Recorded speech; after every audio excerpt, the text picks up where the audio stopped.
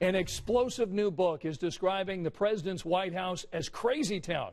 President Donald Trump is dismissing the new book as lies, saying it's completely made up.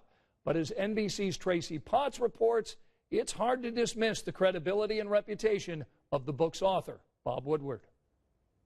Journalist Bob Woodward's new book, Fear, describes a White House, in his words, in the midst of a nervous breakdown, with aides calling it crazy town. You see an administration that's struggling to contain and guide their own president. With staff reportedly taking extreme measures, former economic advisor Gary Cohn swiped a letter from the president's desk, the book claims, to keep him from pulling out of a trade agreement.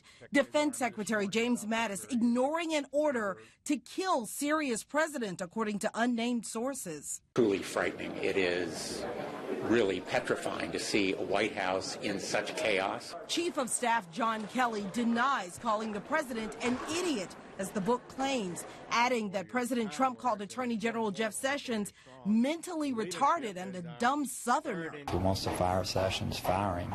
The White House calls Woodward's book fabricated stories from disgruntled employees. These are the same rehashed, retold stories. Certainly, just because they keep getting told doesn't make them more true. The president calls the book a con on the public and tweets this morning, quote, "Isn't it a shame that someone can write an article or a book, totally make up stories, and form a picture of a person that is literally the exact opposite of the fact and get away with it without retribution or cost?" Questioning the credibility of the prize-winning author's image of a White House in turmoil.